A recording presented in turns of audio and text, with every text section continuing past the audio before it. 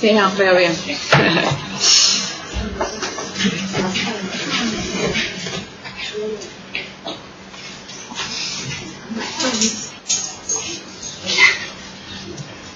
Bueno, buenas tardes a todos. Buenas tardes a los que están acá, están online, los que escuchan en diferido. Hoy es nuestro tercer encuentro. Para los que no me conocen, mi nombre es Gabriela Mascheroni. Este curso que se da por primera vez en apertura, un curso de enseñanza que se da por primera vez en apertura, se debe un poquito a que hubo pedidos de la gente y otro poco porque nos pareció que era una propuesta interesante para difundir. Hace más de 20 años que Apertura viene funcionando como una institución de investigación y bueno, nos pareció interesante empezar a compartirlo y abrir un poco la propuesta. La idea es que justamente que entendemos que Apertura está proponiendo una propuesta novedosa para pensar el psicoanálisis y su clínica. Como la vez pasada les comentó Aide un poco, supongo que lo tendrán en cuenta, habíamos hecho un diagnóstico del sufrimiento sobre el cual nosotros tenemos que trabajar.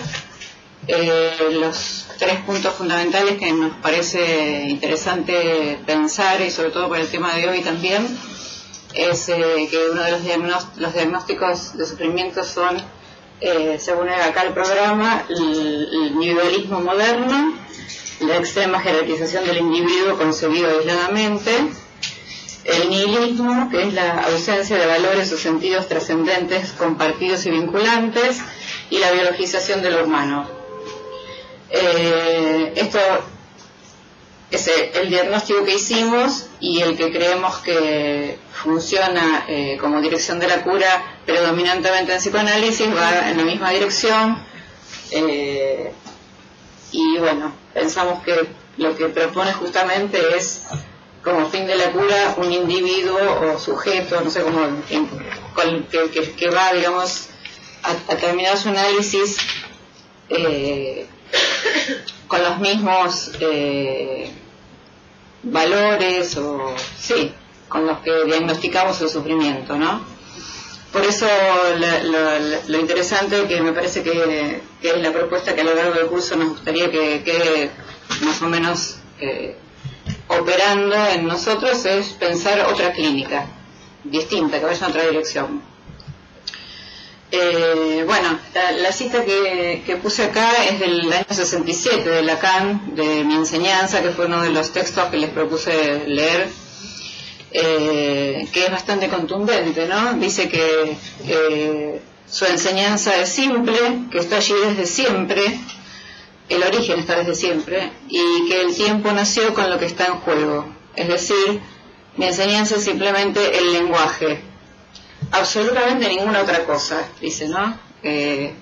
Parece que es interesante tenerlo en cuenta para atravesar no solo el encuentro de hoy, sino el recorrido que hagamos a lo largo del año. Se trata del lenguaje. Nuestro tema de hoy es lo real como imposible lógico-matemático, es decir, sobre qué vamos a trabajar. Entonces les propongo empezar por las preguntas más básicas que nos conviene hacernos, digamos, para nuestro trabajo, y es ¿de qué se trata el sufrimiento con el que tenemos que lidiar, con el que tenemos que trabajar, ¿no? ¿De dónde viene? Y como consecuencia de eso, ¿sobre qué tenemos que operar? Con las 2 presentaciones anteriores, tanto la de Alfredo como la de Aide, habrán más o menos vislumbrado de qué se trata la propuesta y espero que hayan podido leer algo del programa de investigación, aunque sean los lineamientos básicos. Lo que atraviesa, digamos, para nosotros la teoría de Lacan, el eje que atraviesa toda su enseñanza, es que no hay realidad prediscursiva, ¿no? Y tanto como lo dice muy claro en el seminario 20, cuando dice que no hay ninguna realidad prediscursiva, que cada realidad se funda y se define en un discurso. Bueno, esto junto con esta cita y muchas otras que vamos a ir recorriendo, podríamos decir que es una lectura estructural bastante clara, ¿no? Si bien puede haber en Lacan, muchas veces podemos llegar a encontrarnos con párrafos o citas o algún concepto que puede llegar a dar lugar a dudas respecto a esto. Bueno, en general nosotros tratamos de tomarlo en apertura como una estructura basada en este eje, ¿no? Lo demás habrá que analizarlo puntualmente y ver en qué contexto lo dice, y bueno, a veces Lacan podrá también pifiarla, como nos pasa a todos, que estamos tratando de siempre trabajar sobre un sistema de saber, pero a veces nos corremos y no nos damos cuenta, ¿no? Incluso nos pasa acá y seguramente me puede llegar a pasar a mí, así que, bueno, lo veremos. Recorté algunos puntos del programa de investigación, no de los conceptos fundamentales, sino de los articulados, que nos van a servir como eje para el trabajo de hoy. Ponemos la otra, Juli. Vamos a leerlos juntos. La primera es: en psicoanálisis partimos del a priori de que en el principio fue el verbo, un evento de discurso, no la muerte o la acción. No se trata de un sustrato biológico preexistente al sujeto, individuo, como ser epifenómeno. Es decir, no hay un sustrato biológico anterior sobre el cual el lenguaje después va a operar y se funda un sujeto.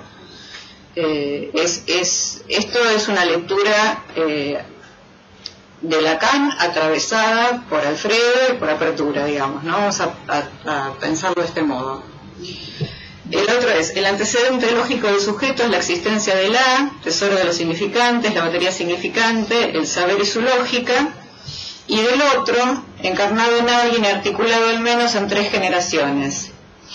Bueno, respecto a este punto quería hacer 2 aclaraciones. Una es que Lacan, creemos, distingue el A como lugar, digamos, o sitio del otro, y el otro que lo escribe como otro, ¿no? Con la sigla del A, como el otro histórico. Acá está formulado de un modo que yo creo que ya tenemos que modificar, para mi gusto, que es encarnado, ¿no? Porque da lugar a cierta, no sé si llegue a ser una contradicción, pero al menos una problematización acerca de lo que nosotros estamos trabajando. En tal caso podríamos pensar que el otro histórico son aquellos personas significativas en la historia del sujeto, pero que también están atravesadas por un discurso, y un discurso entramado en 3 generaciones, con lo cual lo encarnado lo dejaríamos en suspenso. Está así, yo por eso lo puse de este modo, pero bueno, podríamos llegar a pensar en cambiar su redacción. Pregunta: cuando se dice 3 generaciones, ¿son abuelos y padres y el Bueno,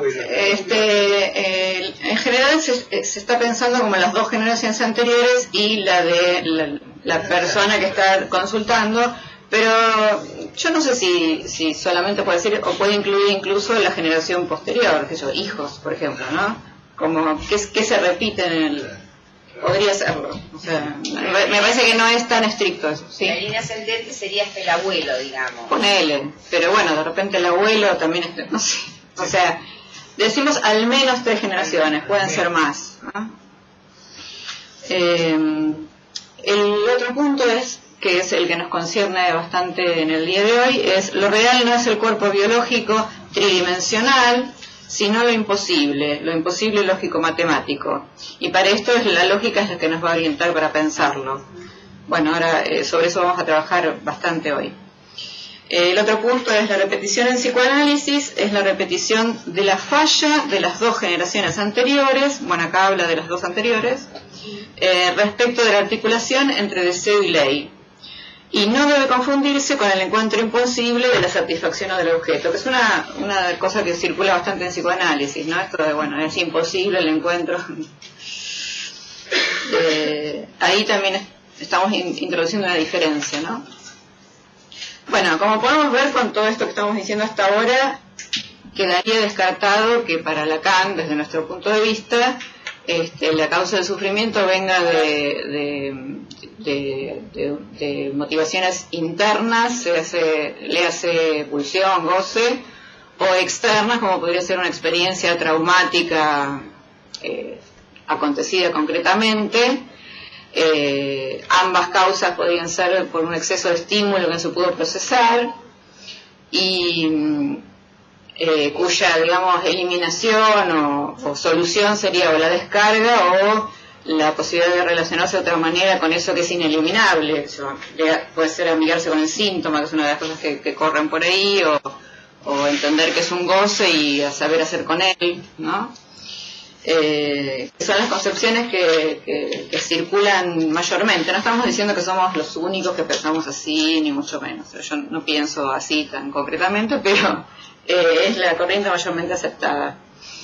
En este sentido, es interesante pensar que esto es otra clínica, ¿no? Que no va a ir a proponer la identificación al analista, una cuestión adaptativa, lograr un S1, que muchas veces es una de las propuestas, por ejemplo, de Colette Soler, un S1 que diga del ser, ¿no? O qué sé yo, digamos, propuestas que tiendan a los diagnósticos que vivimos como sufrimiento, individualismo, sin sentido, nihilismo, ¿no? Vamos a proponer otra cosa. Es decir, que el programa de investigación no se trata de un modelo ni fisicalista, ni biologicista, ni fenomenológico. Sobre lo del fisicalismo hay un artículo creo que es en la revista número 3 de la revista Desnudo de María Inés Arregliet, muy interesante, que les sugiero leer. Entre paréntesis, voy a hacer, no porque esté en el comité editorial, pero voy a hacer una propaganda de la revista del Rey, que es muy poco leída, y hay muchos artículos interesantísimos. Algunos hacen recorridos puntuales sobre ciertos conceptos con un análisis muy interesante, y vale la pena leerlos, más allá de las lecturas de los libros de Alfredo, obviamente, ¿no? Sin embargo, bueno, Lacan dice que la materia ejerce una fascinación muy grande en todos nosotros, especialmente en los analistas, y muchas veces tendemos a buscar el sustrato de todos los sufrimientos en un fundamento orgánico, ¿no? Él dice como quien toca madera, como si nos asegurara de algo, ¿no? Algo que nos deja tranquilos, y que en tal caso si de la materia hay algo que no sabemos, algún día lo sabremos, que es algo que Freud sostiene en Introducción al Narcisismo, creo también, que lo dice, no sé si tan llanamente, pero más o menos así. Bueno, el tema es ¿no? Que digamos, a lo largo de toda su enseñanza, incluso en los últimos tiempos, Lacan todo el tiempo muestra o dice con todas las letras o a través de sus conceptos que el otro está primero, digamos, ¿no? Y que tiene que ver con lo que funda. Esto lo vamos a atravesar ahora. La pregunta sería ¿por qué esto no es rescatado y sigue habiendo una corriente muy grande de psicoanalistas que siguen sosteniendo la dirección contraria, digamos? ¿De qué se trata? ¿Qué es lo que sucede, no? Probablemente el modo de transmitir de Lacan sea uno de los motivos por los cuales, o sea, esto es bastante críptico, difícil de leer. A pesar de lo que voy a decir ahora, creo que igual es difícil de leer. Les voy a decir por qué pienso que quizá no es tan difícil, aunque es difícil. Probablemente el modo de transmitir de él tenga una intencionalidad, esa es mi interpretación, y es que nos obliga a hacer una lectura y una escritura al modo del que tendríamos que hacer en un análisis, digamos, ¿no? Que no es llano el material, no te cuenta el cuentito, digamos, ¿no? Sino que hay que interpretar. Quizás sea una intención. Por otro lado, él maneja y se relaciona con disciplinas que no estamos acostumbrados a leer, como la matemática, la lógica, la topología, y probablemente muchas veces, como no estamos familiarizados con el tema, no entendemos nada, lo salteamos, ¿no? Lo pasamos de largo creyendo que eso no va a influir en la interpretación del texto que vamos a hacer. O sea, vamos a entender otra cosa si no lo tomamos. Por algo lo pone, ¿no? Y desde esas disciplinas él presenta conceptos que muchas veces problematizan conceptos que ya están en el uso corriente. Por ejemplo, se me ocurre ahora sujeto. Sujeto él lo presenta introduciendo una novedad respecto del sujeto de la filosofía. Pero nosotros terminamos leyendo el sujeto que conocemos. No es una maniobra del todo eficaz la de Lacan, yo le llamo neologismo semántico eso, ¿no? O sea, introduce el mismo vocablo, pero para decir otra cosa, y muchas veces queda perdido porque se vuelve a tomar como en el sistema de saber que conocemos. Pero lo que sí él introduce, que me parece que eso sí es, no es del todo eficaz igual, pero me parece, a mí por lo menos me pareció eficaz, son los APACs, que yo le llamo, los vocablos que se introducen y se usan una sola vez, que no hacen concepto, dado que no repiten, solo se usan una vez. Podríamos decir que agujeren el texto, digamos, ¿no? De alguna manera suspenden la lectura automática que tenemos de lo que estamos haciendo, ¿no? ¿Esto qué es? ¿No? Introduce una pregunta y bueno, quien tiene la digamos no sé si diría la valentía, pero la paciencia de leer eso puede llegar a interpretar que ahí hay algo que nos está queriendo decir, como si introdujera de alguna forma, esto es una tesis mía, un significante impar, ¿no? Como si introdujera el significante que le falta en el otro, como si hiciera de su texto como un artificio, pusiera un artificio que diga, bueno, el sistema completo tiene una falla, ¿no? Entonces, ojo, no armemos significados unívocos, ¿no? Tratemos de... Bueno, pero lógicamente son vocablos a veces que unen 3 o 4 pedazos de palabras y que no, ¿y esto qué es? Y por ahí a veces también lo podemos llegar a saltear.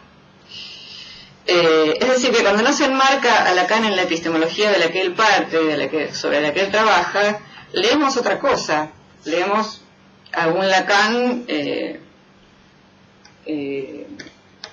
desde los parámetros de saber que tenemos o de Freud o de otros autores.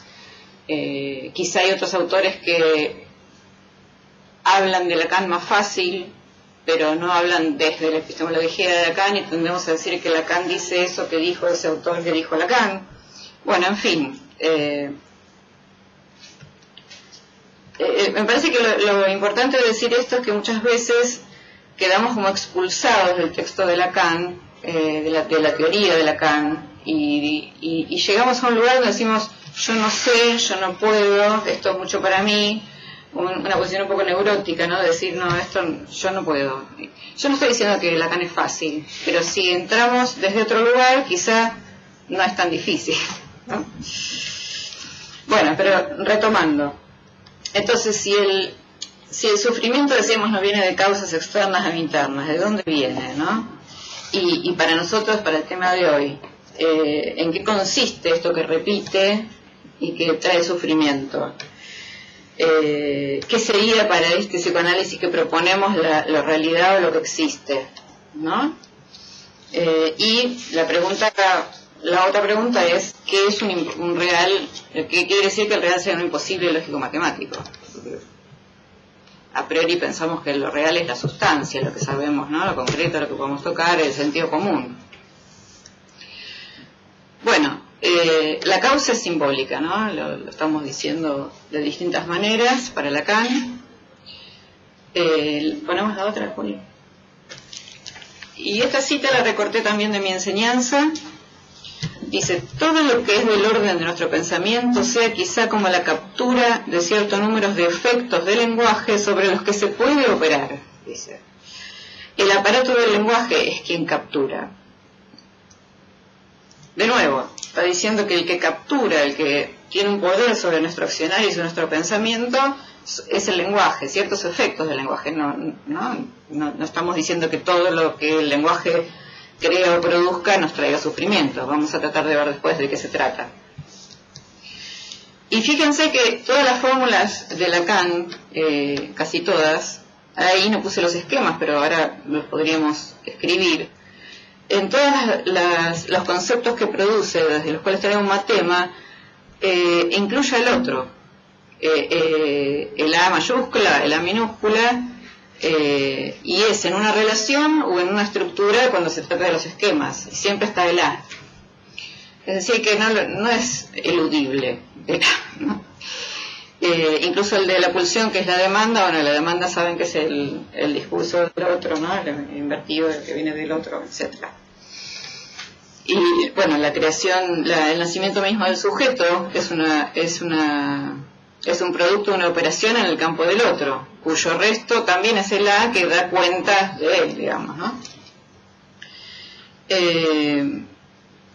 Lacan dice en el seminario 21, clase 3, lo que quiero decirles de entrada es que ustedes y yo somos seres de dos dimensiones. A pesar de la apariencia, habitamos el flatland, ¿no? Dice como...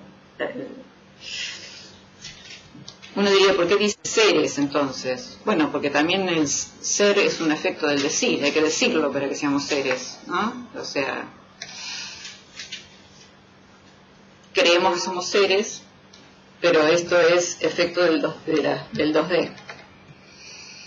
Entonces, si no hay referencia extralingüística para Lacan, la materia con la que trabajamos es la palabra, el discurso, o sea, el materialismo, como dice él, ¿no?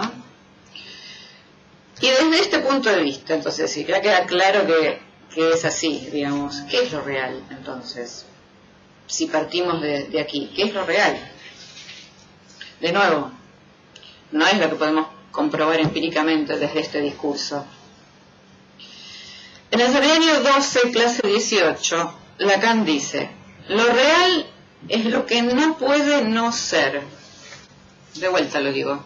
Lo real es lo que no puede no ser. Está dando una definición lógica. Podríamos decir que es una imposibilidad lógica de no ser. Es decir, que es lo que necesariamente es. ¿Verdad? Podríamos decir que es el fundamento de las cosas, lo que crea lo posible. Bueno, en principio sí. Ahora, como no hay realidad prediscursiva y los discursos cambian y son históricos, lo real que funde lo simbólico, dado que es primero, también va a cambiar. Lo real no va a ser siempre lo mismo en cualquier discurso. No solo en un discurso histórico, sino en el discurso particular. En cada caso, el imposible sea otro, de acuerdo a la legalidad del discurso que esté operando. ¿Vamos bien hasta ahí? Gabriela, sí. O sea, no, acerca de la contradicción, lo que leíste recién, lo real es lo que no puede no ser. Sí. Hay una doble negación, sí. Por lo tanto termina en una afirmación. Sí. Y uno podría pensar ahí, lo real es lo que puede ser, que me parece raro que sea lo que estoy diciendo. Me sorprende, digamos, en el sentido de que me parece que si lo leo así, estoy errando. Sí, vos la conclusión que llegaste, ¿cuál es? Entonces, repetime. No, la conclusión de lo que yo digo es si hay una doble negación, tacho, no, y me queda lo real es lo que puede ser. Pero no se puede. No, Bueno, es lo que es, podríamos decir, qué sé yo. Lo dice necesariamente. Es lo que necesariamente es, porque el necesario también es lógico, ¿no? Desde ese punto de vista, una imposibilidad de lógica de no ser es que es necesario, lógicamente, que lo sea. Sería eso, necesario también es un término lógico en este caso, ¿no? Sí. Necesariamente es. Y Lacan va a decir que eso es la instauración de lo posible, ¿no? Que vamos a ver que, bueno, en un discurso que no sea el de Lacan, en otro discurso, esto que sea lo posible va a ser otra cosa, no va a ser lo real imposible matemático. Pero ahora vamos a ver por qué para nosotros, para el sujeto moderno, el sujeto de la ciencia, vamos a ver por qué es lo imposible. Vamos a ir ahí ahora. entonces cerrando lo de lo real, ¿es lo que necesariamente es? Claro. Entonces, Lacan dice que para nosotros y en nuestra época, después del sujeto de la ciencia, que ahora vamos a ver qué es esto, lo real es lo imposible. Y lo va a situar luego de la maniobra de Descartes. ¿De qué se trata esta maniobra? Vamos a la otra, Juli. Si Descartes libera, esto es Lacan, ¿no? Si Descartes libera el carro del saber, de esas verdades eternas, de las cuales se desembaraza sobre el arbitrio divino, ellas podrían ser otras. Este momento es decisivo. Si todo es posible, nada lo es. Y desde allí es lo importante de lo que es omitido en nuestra percepción, la percepción filosófica del punto de partida de Descartes. Desde entonces lo real es lo imposible. Todo es posible, o sea, nada es posible, salvo lo que está aquí desde entonces, y no se funda más que a su imposibilidad. Es decir, que cuando Descartes pone en duda todas las verdades que hasta ese momento funcionaban como verdad, como lo que existía, nada vale, nada es verdad, todo es posible, ¿verdad? Entonces, si todo es posible, nada es posible, porque no hay nada para recortar aún. Ese imposible lógico con el que se encuentra va a ser el punto de partida por el cual, luego, a través del pensamiento, va a empezar a fundar existencias. O sea que la imposibilidad lógica posibilita lo posible de existir. ¿Sí? Eso instaura lo posible. Exacto. Lo va a hacer a través del pensamiento y de un saber que va a ser progresivo y provisorio, o sea, no totalizable, ¿no? ¿Y cómo lo hace? A partir de la nada, porque no había nada posible hasta ese momento, ¿no? Lo hace a partir de la nada. Es decir, de nuevo, que la instauración de lo posible, esto lo repito porque es importante, la instauración de lo posible surge de la dimensión de lo real, que en este caso es lo imposible. A esto se le suma que el nacimiento de la ciencia moderna, que es cuando empiezan a aparecer también existencias a través de escrituras, de unas fórmulas matemáticas que empiezan a escribir existencias, por ejemplo, celestes en el universo, que son deducidas o son escritas a través de una fórmula, que ya no tenían la garantía divina ni la constatación empírica, sino que empiezan a haber existencias de la nada, de nuevo, ¿no? Ponemos la diapositiva 5. Entonces, el sujeto de la ciencia va a ser un correlato de la maniobra de Descartes que recién... ojo, la maniobra de Descartes la vamos a leer como lo que quedó operando en Occidente, ¿no? Pienso, luego soy. Es mucho más complejo que eso. Yo creo que hay muchas cosas para pensar de Descartes que no van en esa dirección, pero sí es importante que esto es lo que quedó operando en el pensamiento occidental, con lo cual eso es lo que tomamos, ¿sí? Y el advenimiento de la ciencia moderna. Entonces, este sujeto de la ciencia se va a caracterizar justamente por un rechazo de todo saber, y luego por un rechazo al saber todo, porque es progresivo y provisorio, y como correlato de esto una atadura en el ser, porque también por la maniobra de Descartes luego soy, ¿no? Como si el ser se hubiese venido como a, digamos, a clausurar o a redimir o a... la falta de garantía, digamos, ¿no? La división del sujeto, o sea, velar la división estructural, ¿verdad? Entonces, de acuerdo también al programa, podríamos pensar que el sufrimiento podría estar basado en una atadura a un ser que sufre de X, que no puede ser tal cosa, que no le sale tal otra, que es tal otra, ¿no? Es decir, amarrada a una idea de ser, y con lo cual no puede cambiarlo porque es así. Esto a grosso modo, ¿no?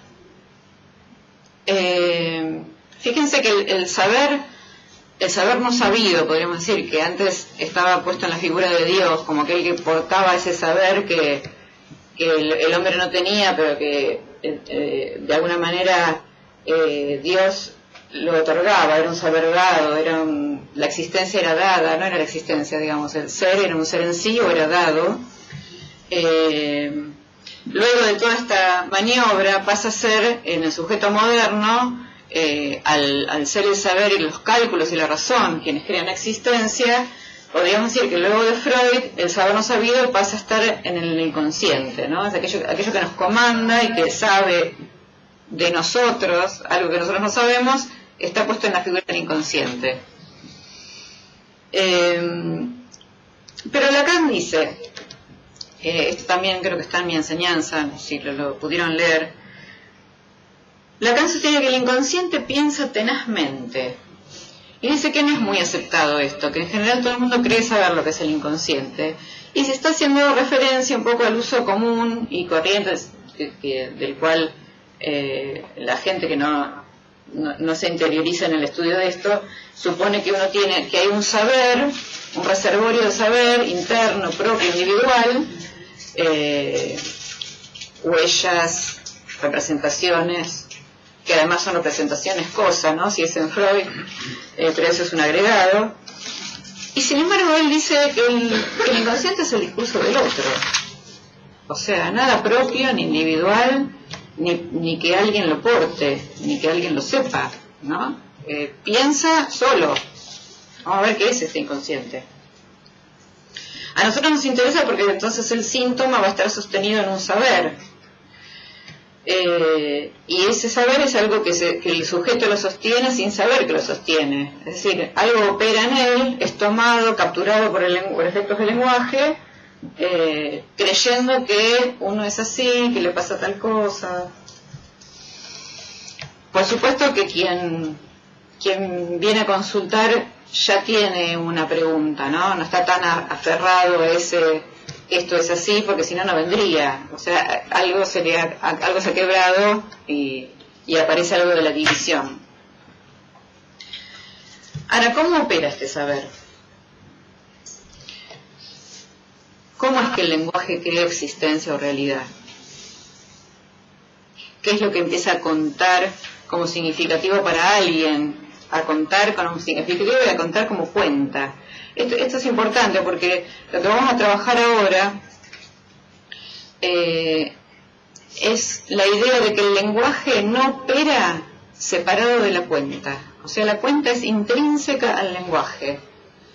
Es lo que nos permite, con el rasgo unario, ahora vamos a ver, es lo que permite la discontinuidad del sistema simbólico, ¿no? Recortar cosas, ideas, y que sean distintas de otras, que cuenten como lo que son, y esto lo hace el lenguaje operando con la cuenta.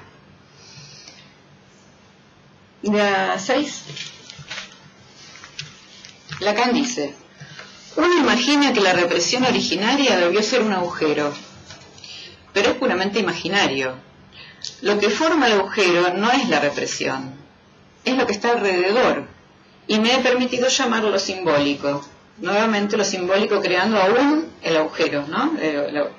La primera, el imposible, podríamos decir, que es de donde parte todo. Frege se esforzó por explicar cómo todo el palabrerío logra algo que puede tomar cuerpo y en lo real. ¿Por qué todas las tonterías verdaderamente sin límite de lo que se dice? ¿Por qué eso daría acceso a lo real? Sin embargo, el hecho es que, sin que uno sepa cómo ocurre, el lenguaje sabe contar. ¿O es que la gente sabe contar gracias al lenguaje? Esto todavía no ha sido dilucidado. Pero es sorprendente que la escritura no esclarezca la función del número, sino por aquello que llamé, habiéndolo descubierto en Freud, el rasgo unario. Por lo tanto, esta función del número es lo que da acceso, no directamente, a lo real. Acá ya tenemos a la matemática involucrada, ¿verdad?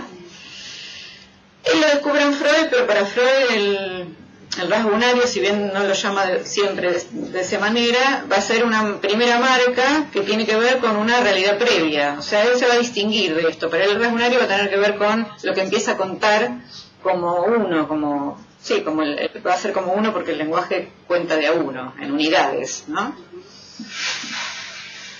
Entonces lo que está diciendo es que el lenguaje funda existencia y lo hace a través de la cuenta, con la cuenta. No a través de la cuenta, con la cuenta, ¿no? Y esto es importante porque dice que el lenguaje en sí mismo es una morada fofa para el hombre, digamos. Lo que hace que tenga un sostén son los conceptos, ¿no? Que hace que nos agarremos de algo son los conceptos. O sea, bienvenidos sean, ¿no? Pero bueno, vamos a ver en qué casos no nos convienen. Entonces él va a decir que el concepto, apoyado en la lógica simbólica moderna, va a decir que está afirmado en la matemática, ¿no? Por eso, bueno, vamos a empezar a pensar sobre el imposible lógico-matemático. Si la razón y el cálculo, o sea, las ideas, no el cálculo automático, la idea, la fórmula, es lo que crea existencia, lo real que funde también va a ser matemático, porque es producto del recorte de lo simbólico que operó de ese modo. Entonces, si voy rápido o quieren aclarar algo, párenme, porque puse primera y... Sí, esto último. Sí, dale. Otra vez, esto último, sí. Exacto. Bueno, que ahora se va a esclarecer un poquito más con lo que voy a decir de Frege, pero el concepto va a ser, va a recortar elementos que van a estar dentro del concepto, ahora lo vamos a ver, pero va a estar recortado por una función, es decir, por un decir. Ahora lo voy a explicar, lo vamos a escribir ahí. Pero lo que sí es importante es que el lenguaje lo va a hacer con el número incluido, con la cuenta.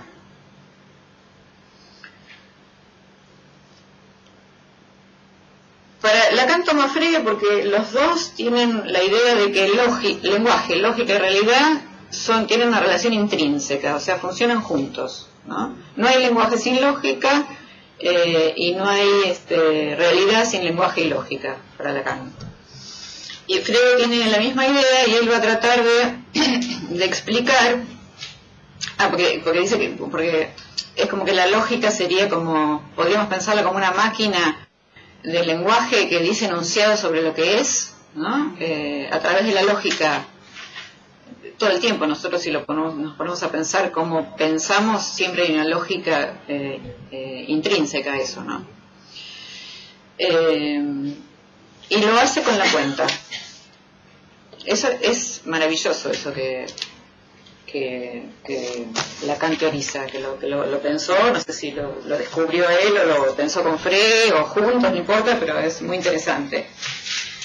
De él va a tomar Lacan, de Frege, que el 1 proviene del 0 y que el 0 sería la inexistencia lógica.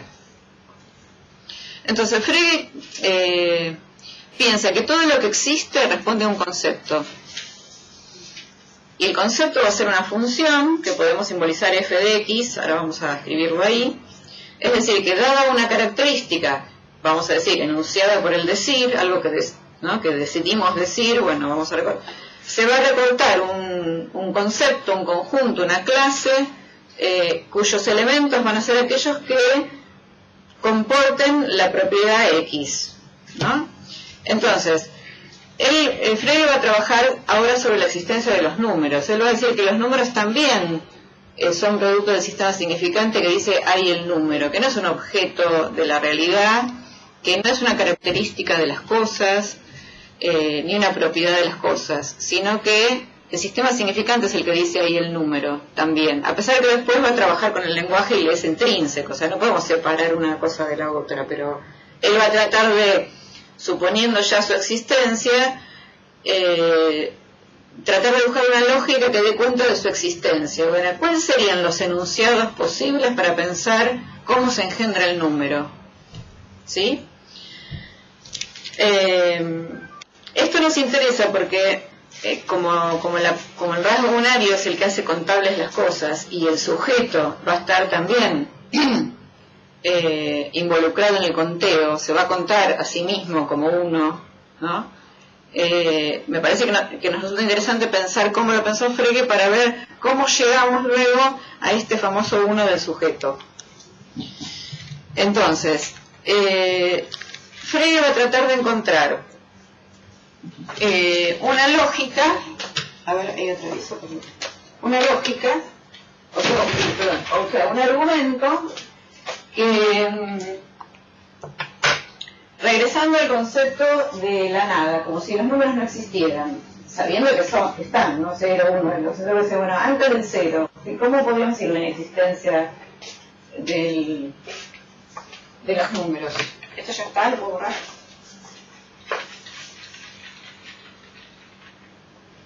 Entonces voy a decir, el 0 vendría a representar la nada para nosotros. Entonces voy a decir, bueno, igual a 0, pero distinto de 0. O indistinto de 0. Bueno, no importa, y distinto de 0. O sea, igual a 0 nada, pero que no sea 0, porque el 0 si no ya estaría existiendo. Entonces, imaginemos que esto es una clase de conjunto imaginario. ¿Podemos poner algo acá adentro de los números? ¿Podemos poner algún número?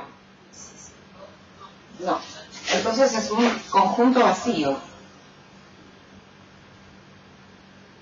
Y el cardinal de este conjunto, el cardinal es una propiedad de los conceptos que indica cuántos elementos tiene el conjunto. El cardinal de este conjunto va a ser 0. 0 elementos en este conjunto. Pero acá fíjense que ya aparece el primer número, al menos como cardinal de ellos, ¿no? Es muy grande, yo quería hacerlo más chiquito para ponerlo. Bueno, vamos a dejarlo acá en suspenso. 0, cardinal, 0. Y este es el conjunto vacío. Fíjense que él comienza con la inexistencia lógica de los números y tiene un conjunto vacío, o sea que va a partir de una falta, de un conjunto vacío. Este conjunto vacío va a ser, luego lo vamos a llamar un conjunto imposible. ¿Imposible para quién? Para el sistema numérico. El sistema numérico, como van a ver ahora con lo que seguimos, solo puede funcionar con la identidad. Acá hay un enunciado que incluye una diferencia.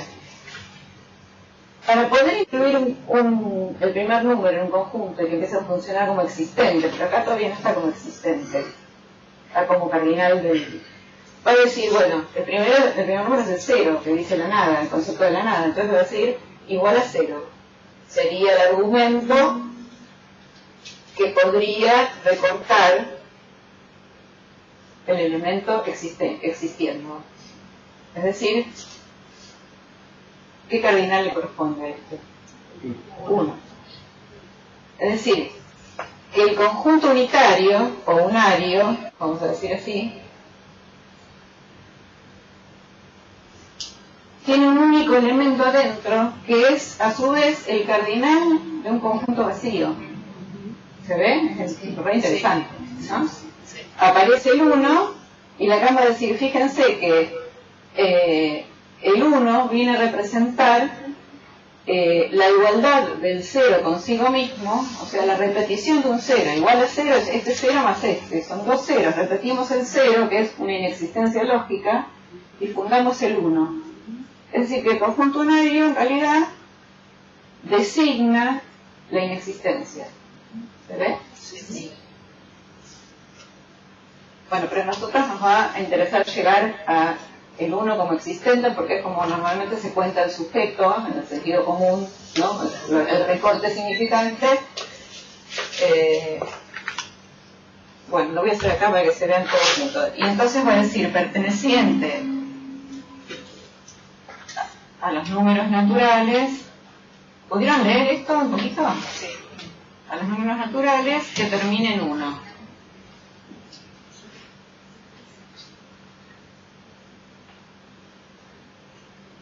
Y ahí ya tiene el 0, que ya lo había incluido, y ahora puede poner el 1.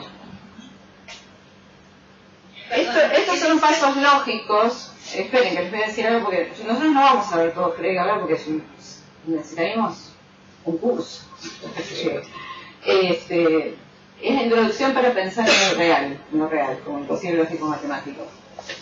¿Por qué? Porque estos son los pasos lógicos posibles de definir para que después Frege dé cuenta del sistema numérico completo, pero es mucho más complejo. Después hay que hacer la equinumerosidad entre las clases, porque el número es una clase de clases, pero no vamos a ver eso hoy. O sea, lo importante es que él ya tiene el 0 adentro, como si estos fueran todos los números naturales, con este fuera el conjunto de los números naturales, y yo puedo poner el 1 con este enunciado que es un decir. ¿Y el cardinal cuál es? 2. Es decir, que el 1, que representa al sujeto, en realidad es 2. ¿Se ve? Sí. O sea, está dividido entre 0 y 1. Y el 1 no es más que la repetición del 0, que es un conjunto inexistente e imposible. Bueno, eso así chiquitito para empezar a pensar en esto. Les recomiendo leer Frege, o también Martín hace unos 4 o 5 años, no me acuerdo, dio una clase, un curso sobre esto, está muy buena para, si lo pueden ver, si están los videos o lo que sea. O sea, todo esto hay que profundizarlo. Hoy vamos a hacer un pantallazo general para poder empezar a pensar en estos temas. Pero lo interesante es que el rasgo unario va a tener la función de corte, ¿no? Y va a hacer que el significante tenga estatuto de significante, o sea, porque están recortados. Y fíjense que parten siempre de la nada, ¿no? Lo que se construye parte, es como si fuera la repetición de un imposible.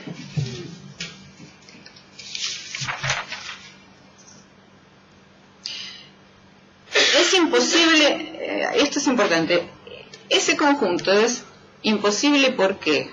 Es imposible para la legalidad de los números. No es imposible por sí. De hecho, la acabamos de decir que lo real es pleno. Que si nosotros creemos que es una privación es porque ya simbolizamos eso, digamos, ¿no? Que no lo estamos pensando como una privación. Pero que en realidad lo real es pleno. E incluso va a decir que el que no es igual a sí mismo es el significante después, ¿no? Que es con lo que vamos a trabajar en un ratito. Pero ¿por qué en este sistema ese es un conjunto imposible? Porque los elementos que podemos poner dentro del conjunto los podemos poner cuando enunciamos algo con el principio de identidad. Ahora, no pudimos encontrar un argumento que dé cuenta de la inexistencia que sea a partir de la identidad. Tuvimos que usar una diferencia. Y en ese caso, en esta legalidad, ese conjunto es imposible. O sea que para cualquier otra legalidad, todo sistema simbólico va a tener una legalidad que va a dejar por fuera algo. O sea, todo sistema va a tener un imposible. En este caso es ese. Y como a nosotros nos importa porque la cuenta forma parte del lenguaje que crea existencia. ¿Sí? ¿Vamos al 7? Acá dice, lo real es lo imposible, entonces, no en calidad de un simple tope contra aquello que nos damos de cabeza, sino el tope lógico de aquello que de lo simbólico se enuncia como imposible. De aquí surge lo real.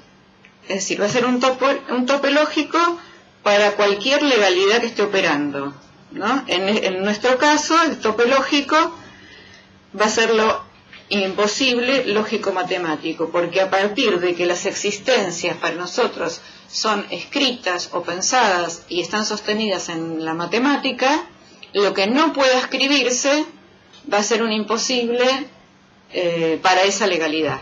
¿Se entiende? O sea que no es nada, está determinado por un decir el imposible, ¿no? Por un discurso, no es nada de lo material. Esto es muy importante. Entonces, esto es aplicable no solo al sistema numérico, sino a cualquier cosa que recorte el lenguaje, porque aun cuando se trate, qué sé yo, de sillas, de computadoras, lo que sea, lo vamos a hacer siempre operando con la cuenta. Es decir, que el lenguaje funda objetos que cuentan como lo que son, pero lo hace tachando la diferencia o el conjunto vacío inaugural, la diferencia que hizo que fuera posible la fundación de los números o de la cuenta, del recorte de los objetos que cuentan como lo que son, pero olvida el cero, no lo cuenta. Nosotros contamos 1, 2, 3, ¿no es cierto? El cero no lo contamos y es el primer número. ¿Sí? Esto sería lo que, digamos, la creación ex nihilo, a partir de la nada, ¿no? Entonces, vimos que el 2 aparece cuando podemos poner el 1 dentro del conjunto, que para el sentido común el 1 sería el primer número, que es como se cuenta el sujeto normalmente. Bueno, vamos a la 9, o ya, vamos, ¿está bien la 9 es? Dice el Lacan. ¿Está la cita? No, dice...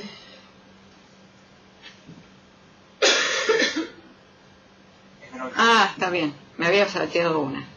Ahora vamos a... esta es la 9. No importa, pasala. ¿Lo leyeron ese ya? Sí. A ver el otro. Esta es la cita de Lacan. Dice Lacan: el sujeto en cuestión tiene su punto de partida en el lenguaje. Allí podremos situarlo como un objeto perdido. Este objeto perdido es el soporte del sujeto. Podríamos decir el cero, en este caso, el que representa la inexistencia. Puesto que se trata de cálculo y de la base y fundamento del cálculo para el sujeto, el rasgo unario comienza tan pronto como la función de la cuenta. Y Lacan va a decir que, en tanto el rasgo unario permite el conteo, es el soporte de la identificación del sujeto. Y es la función de identidad la que permite que las cosas tengan su estatuto significante. En tanto está implicado el sujeto en una actividad inconsciente de conteo, se cuenta como uno también, ¿no? Pero Lacan va a decir que la cuestión del sujeto es el 2, es la cuestión del 2, ¿no? Se necesita que algo repita para fundarlo. Fíjense que el 0 que estaba como cardinal repite y pasa a ser una existencia. Lo mismo pasa con el 1, ¿no? Y siempre va a ser en realidad la repetición de un 0 la que va fundando los números. Entonces, en su esencia, la repetición, como repetición de la semejanza simbólica, es imposible, porque no hay semejanza simbólica. Lo hacemos hacer que es semejante tachando el agujero inaugural, vamos a decir. La característica no es idéntica nunca de lo que recortamos. Lo hacemos ser idéntico, olvidando, digamos, la diferencia de la que partimos. O sea, esa diferencia la tachamos y operamos con la identidad del que el lenguaje recorta. Más el texto dice: el objeto perdido, que es el soporte del sujeto, vos estabas diciendo que era justamente el 0 que no se cuenta. Bueno, para el caso de los números, podríamos llegar a pensar después que es el objeto A también, ¿no? Lo que cae de la inscripción del sujeto en el A, es eso que, no sé, que queda como resto.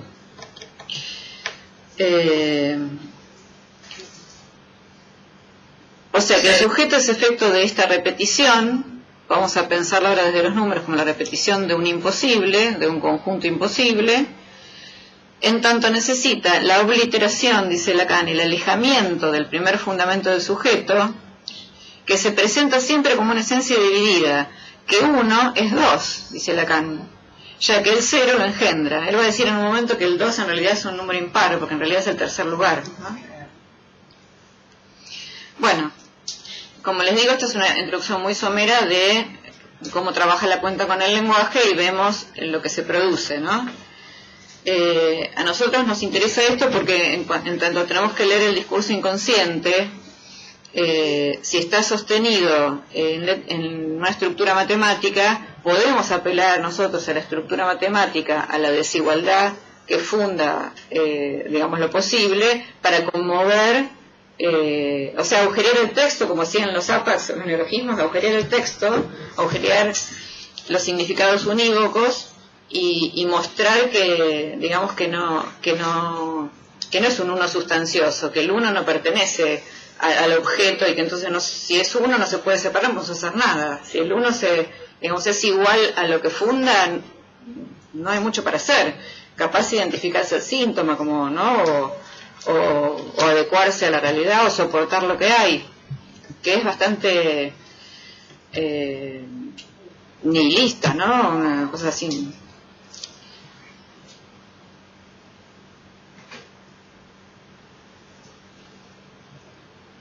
Es decir, si nosotros podemos interpretar la lógica matemática que sustenta este saber que opera sin ser sabido, podemos modificar la atadura al ser y cambiar un poco el imposible, la realidad.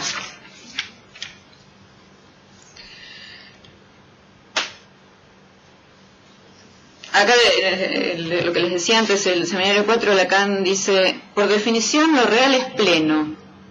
Si introducimos en lo real la noción de privación, es porque ya lo hemos simbolizado suficientemente. Es decir, ya hemos dicho algo y operamos con la cuenta. Entonces lo dejamos por fuera como si fuera, digamos, algo que es una privación de lo que hay. Indicar que algo no está es suponer posible su presencia. O sea, introducir en lo real para recubrirlo y para excavarlo el siempre orden simbólico.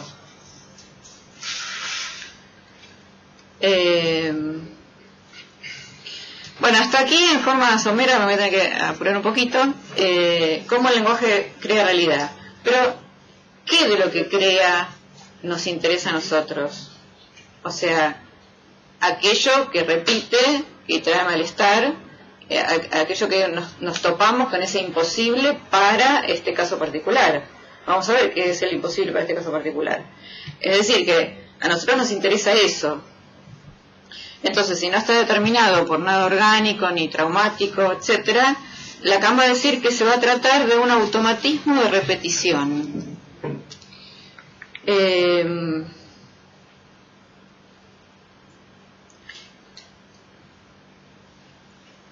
Vamos a la diapositiva 10.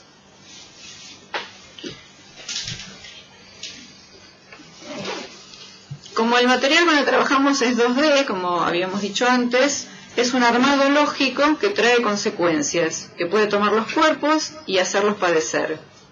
Esto es diferente a las concepciones de goce y cuerpo como primeros. Es un armado lógico que repite, que configura en imposible, como cualquier armado lógico tiene un imposible, y que va a estar montado en una estructura que desconocemos, y que opera automáticamente frente a una determinada situación. Se dispara un automatismo de saber que ya está combinado, ahora vamos a verlo un poquito, que ya está combinado y que tiene una memoria, es un sistema que funciona solo y que toma los cuerpos y nos hace actuar y pensar de X manera.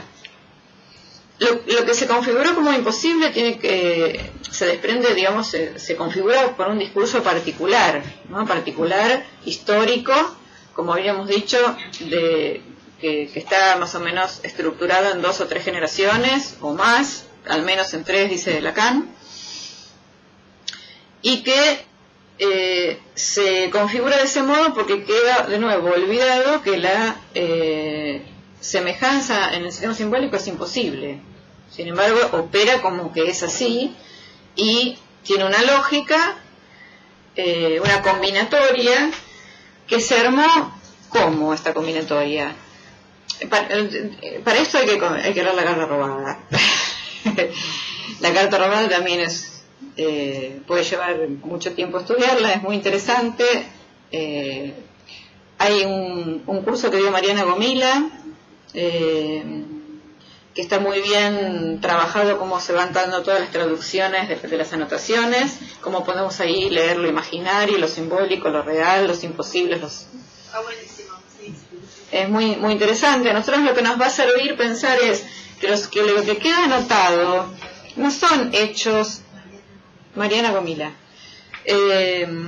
Lo que queda anotado no son hechos concretamente acaecidos, no son los hechos lo que quedan anotados, sino la connotación que se le ha dado discursivamente, históricamente, esos hechos. Es decir, el valor que se le ha dado a un acontecimiento o a un acontecimiento. No sé. Alguien puede decir es una tragedia eso que pasó, y eso después se combina con que a partir de eso pasó otra cosa, y eso queda combinado, anotado en una memoria, en una ley, que después repite y que ante un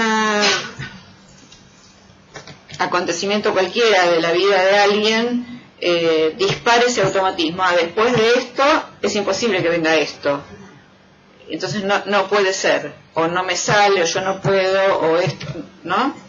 A veces esto es opera, digamos, a favor, y a veces se opera en contra, podríamos decir. A veces uno repite la ley, a veces va en contra de la ley, pero es automático y no se sabe que se está haciendo eso. O sea, es una memoria que toma los cuerpos. Por eso analizar, digamos, la combinatoria que se puede hacer, o sea, lo que primero hacemos es introducir el significante a trabajar, digamos. No vamos a tomar cualquier cosa del texto, vamos a elevar a significantes determinados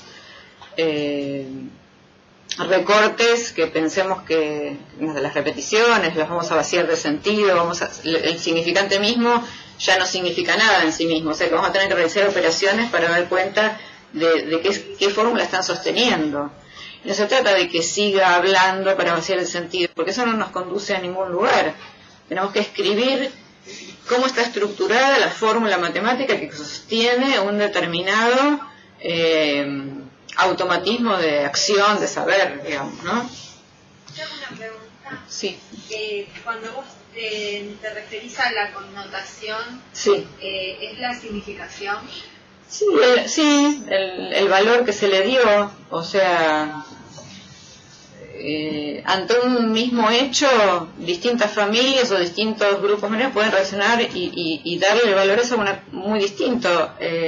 Y lo que queda anotado es el valor, no el acontecimiento en sí. De hecho, porque un chico quede huérfano, por ejemplo, vamos a decir así, puede dar un resultado o 1000 otros, o sea, y eso no va a depender solamente, no es el hecho el que determina, sino lo que se anotó alrededor de ese hecho, los decires que quedan anotados alrededor de eso.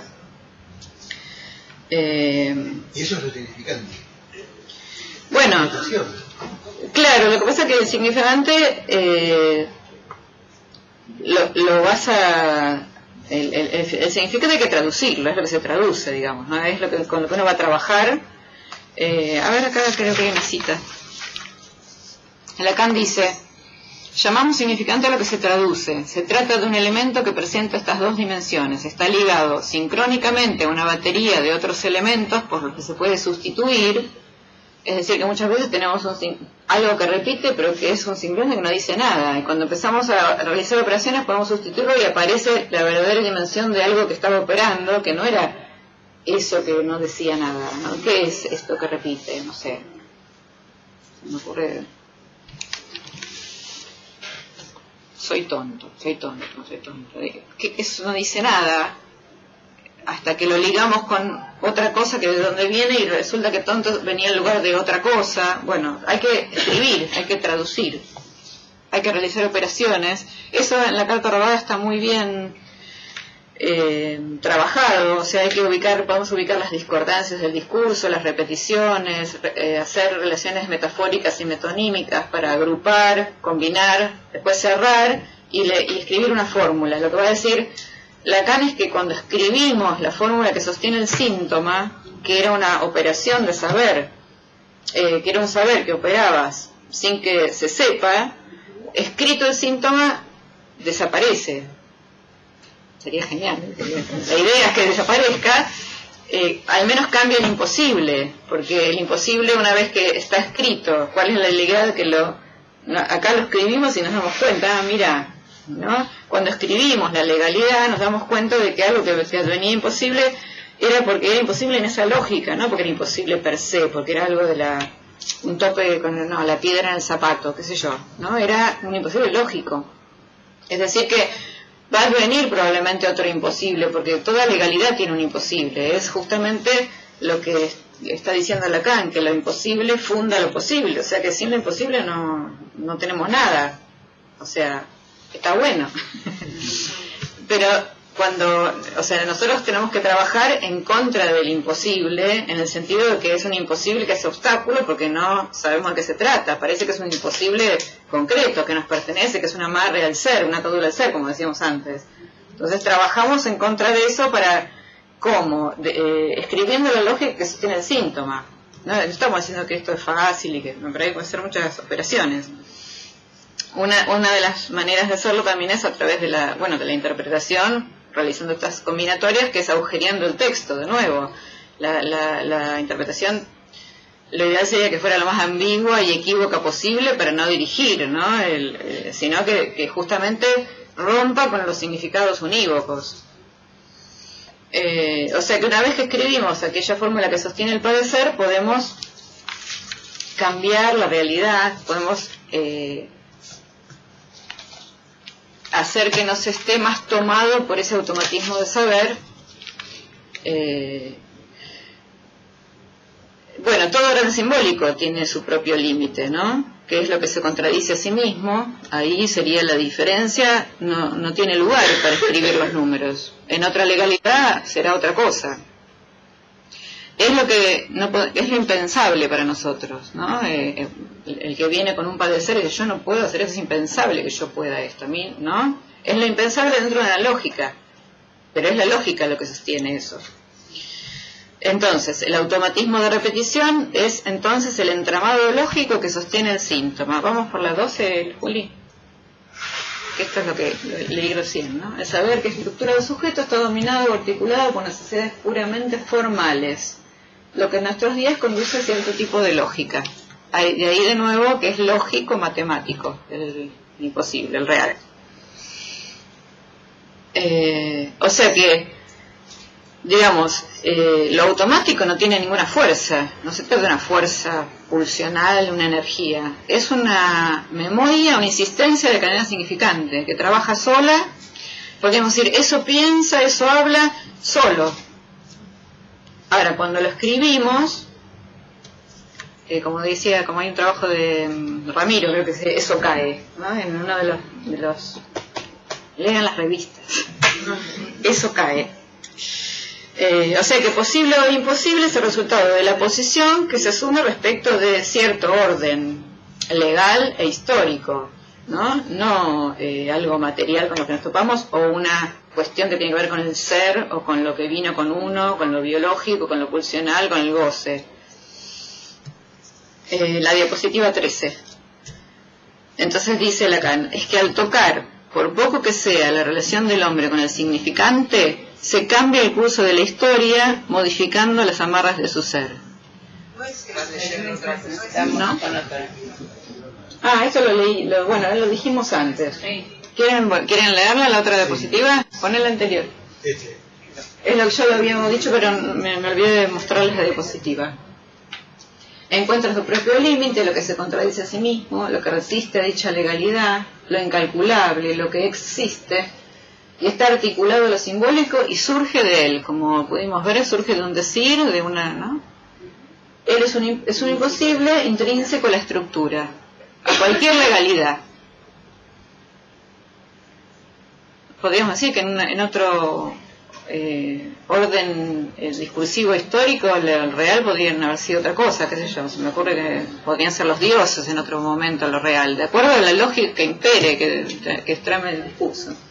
Si logramos escribir la legalidad inconsciente que está operando sin ser sabida, esta puede cambiar y por lo tanto cambia lo imposible. Y ahora la otra. Entonces dice, es que al tocar, por poco que sea, la relación del hombre con el significante, se cambia el curso de la historia modificando las amarras de su ser. Esto es de la instancia de la letra. ¿No tengo tiempo? Un poquito. Cuando yo les contaba esto de leer una parte del texto de Lacan sin tener en cuenta la estructura, encontré un textito de una exposición en el Congreso de Graciela Brodsky, que en referencia a una respuesta que hace Lacan sobre cuando se le pregunta qué es la clínica, él dice, creo que es en apertura de sección clínica, Lacan dice, la clínica es lo real en tanto es lo imposible de soportar, dice Lacan. Lo dijo esta sola vez. Todo el tiempo dice que lo real es lo imposible. En el mismo lugar también en otro momento lo dice. Sí. Que lo que retorna al mismo lugar es esto. Esto es lo que... Claro. Pero acá dice que es lo imposible de soportar. Bueno, eso podría ser leído de muchas maneras, ¿no? Incluso si lo tomamos aisladamente y no lo ponemos en estructura con otra cosa, no sé. Ella lo saca de contexto, lo saca de estructura y dice esto. Es una frase que se ha comentado a menudo, pero que admite ciertas precisiones. Y dice, en primer lugar, escuchen esto, dice, corrige algo que Lacan ya había formulado pocos años atrás. Una frase que dijo una sola vez, que la interpreta de una determinada manera, corrige todo lo otro que Lacan, ¿no? ¿Qué es lo que corrige? Que lo real es lo imposible. Decir que lo real es lo imposible es bien distinto a decir que lo real es lo imposible de soportar. Podría ser, pero pongámoslo en duda, ¿no? Perdón, Gabriela. Sí. Lo real es imposible de soportar. Lo imposible de soportar. ¿Perdón? Lo imposible de soportar. Claro, no, mi pregunta era con un problema de traducción. Sí. Si la cuestión es imposible de soportar o imposible a soportar. Acá dice lo real en tanto es dice que lo real sería en tanto es lo imposible de soportar. Un cachito. Entonces ella dice, lo real como imposible, dice ella, se refiere a un real que surge a partir de un impasse de la formalización, que es lo que estamos viendo nosotros, ¿no? Que no cesa de no escribirse y que al mismo tiempo que emerge como paradoja, como producto y escoria de lo simbólico, del cual depende, no cesa de escapar a la máquina significante. Eso es lo que ella dice que es lo imposible. En cambio, lo imposible de soportar es otra cosa, dice. Lo real como imposible de soportar se separa de la escritura lógica y matemática. Soportar, dice entre comillas, hace surgir en medio de la formalización imposible la dimensión de la carga, del peso, incluso del sufrimiento. En síntesis, para soportar hace falta un cuerpo. Bueno, sigue. Yo recorto esto porque primero, ella recorta algo que no lee en estructura, lo lee desde su paradigma de saber, digamos, ella es de la EOL y tiene un basamento milleriano. Saben que la clínica del cuerpo es muchas cosas para pensar acá.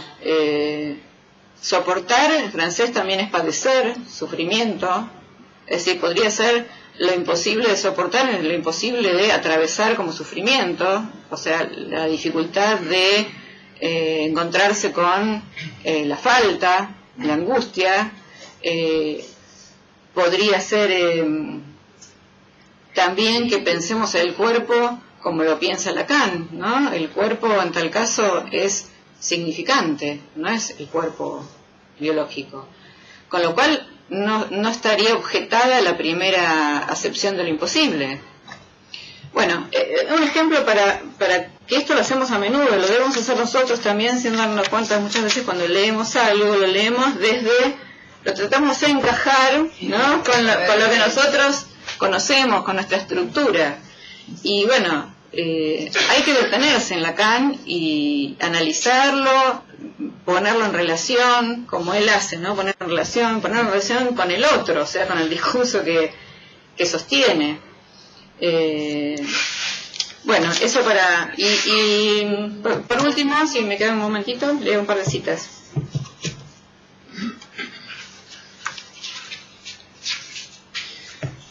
Una cita de Lacan dice: la formalización matemática es nuestra meta, nuestro ideal. ¿Por qué? Porque solo ella es matema, es decir, transmisible íntegramente. La formalización matemática es escritura, pero que no subsiste si no empleo para presentarla la lengua que uso. Esta es la objeción. Ninguna formalización de la lengua es transmisible sin el uso de la lengua misma. a esta formalización ideal metalenguaje la hago existir por mi decir.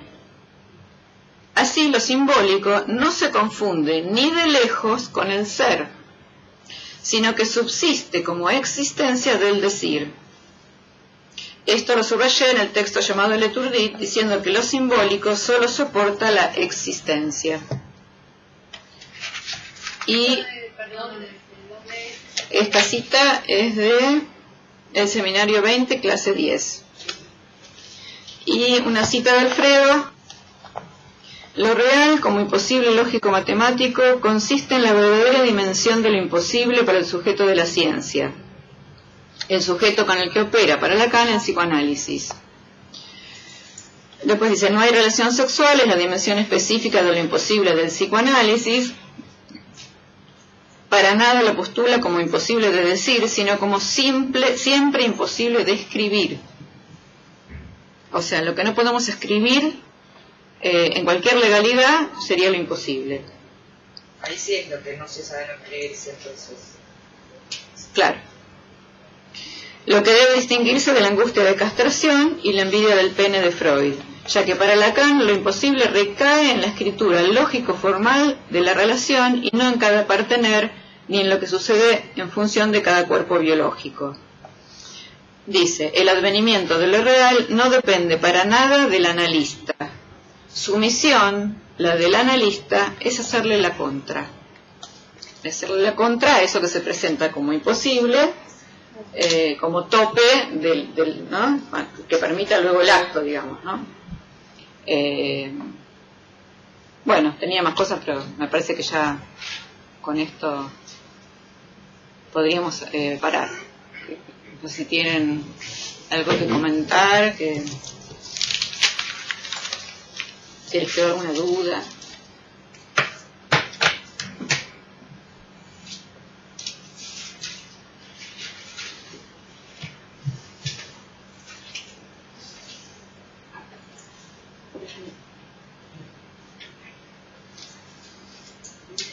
¿Puedes decir de nuevo qué dice ahí? Porque nos quedó la duda en el tercer conjunto, ¿no? El que tiene cardinal 2. Perteneciente a los números naturales que terminan en 1. Que terminen en 1, bien.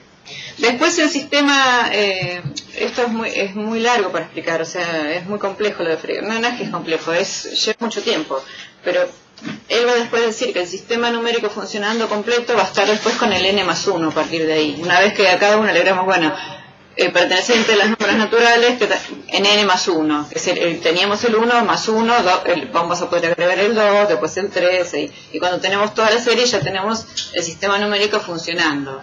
Recién ahí podríamos decir que estaría el concepto de la nada, que es el 0, el concepto del 1, digamos, pero por ahora esa es como una lógica, como si fuera paso por paso, que en realidad es sincrónica, pero bueno, él intentó encontrar una lógica de la génesis, que diga de la existencia del número, pensándola como si fuera consecuencia de una lógica en este es una función, ¿no? Dada una característica podemos recortar un elemento que quede incluido en ese clase, conjunto, concepto. Por eso es interesante que si el lenguaje funciona con conceptos que trabajan, que son recortados por la identidad, por eso es interesante nuestro trabajo, que se trata de agujerear, ¿no? O lo que hace Lacan con sus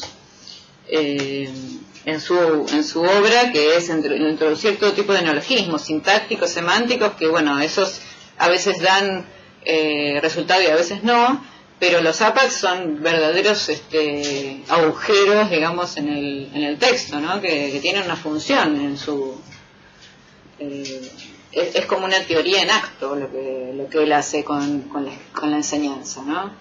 Como si estuviera de alguna manera produciendo o pidiendo la lectura y la escritura, como si mediante lo que nos dice además nos obligara a hacer lo que tenemos que hacer como analistas.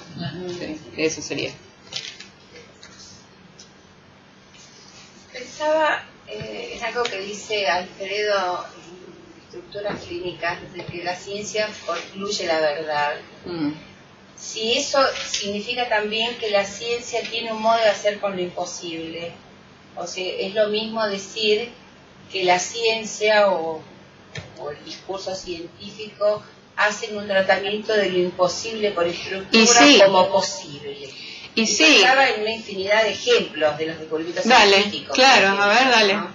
Por ejemplo, esta posibilidad con todo lo que ha avanzado la ciencia y la tecnología respecto al ser, a dar vida, ¿no? Donde antes había un imposible, que era que la persona que no podía engendrar, bueno, la inseminación in vitro y todos los tipos de tratamiento.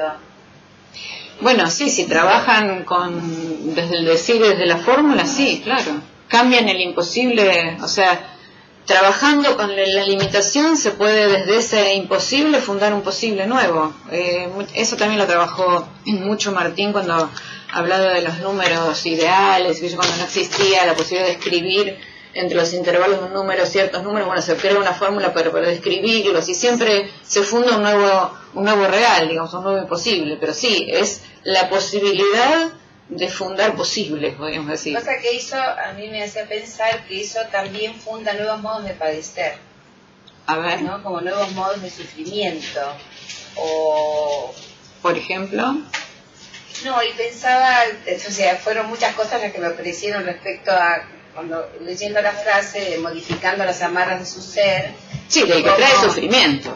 Sí, claro, exactamente. Y cómo a veces también los discursos de la época, al marcar determinado modo de ser, ¿no? Eso también al toque funda otro modo de sufrir, o al no alcanzar ese ideal, por llamarlo de alguna manera. Sí, porque no siempre va a fundar un imposible, que en este caso sería eso que vuelve al mismo lugar y que se presenta como un tope, ¿no? Como un sí, no estamos... No, porque digo, a veces el sujeto se las arreglaba cuando existían otras creencias de otra manera, es decir, Dios lo quiso así, ¿no? Había como una palabra que fundaba esto imposible y contra eso... Bueno, eso ya sería otra discusión, ¿no? Pero sí, eso sería otra discusión, porque igual no es lo que nos pasa ahora. O sea, ahora trabajamos con existencias, antes por ahí era lo dado, lo que era causa de sí, entonces... quizá no sé yo como en esa época, pero vos hoy potenciar que no había esa pregunta, ¿habría otros sufrimientos? No lo sabemos. Seguramente que siempre existieron brujos, existió la locura, no sé. La verdad que es difícil, ¿no? Es interesante para pensarlo y hacer alguna investigación, pero sí, no estamos exentos, no es que esto tampoco... lo estamos presentando como la solución maravillosa y optimista de todo, pero pero hoy, por ejemplo, con este hecho que ocurrió sobre el suicidio de la hermana de la reina de Holanda, había un psicólogo, estos psicólogos que suelen ser llamados a dar cuenta de esa verdad, ese sujeto ahí, ¿no? Con palabras, y había definido el estado del suicidio, ¿no? Como la unión entre la imposibilidad de hacer un duelo con la desesperanza, ¿no? Así como... Bueno, no sé, creo que no se podría universalizar, ¿no? Yo creo lo mismo. Pero bueno. Pero pensaba, ¿qué pasa en una persona que no puede tramitar este imposible, ¿no? Que no lo puede, ¿no? Y que, bueno... el destino termina siendo... Sí, también, ojo, yo no sé, el caso no conozco... No conozco. La máxima no tengo ni idea, pero también tenemos que pensar que esto que dijimos hoy opera en el campo de las neurosis, ¿no? Donde opera la inscripción de la falta y, bueno, en otros casos tendríamos que pensar en otro modo de abordaje. No lo sé, pero esto que trabajamos hoy opera para las neurosis, ¿no? Bueno, si les parece, pues ya son la hora del otro encuentro. Gracias.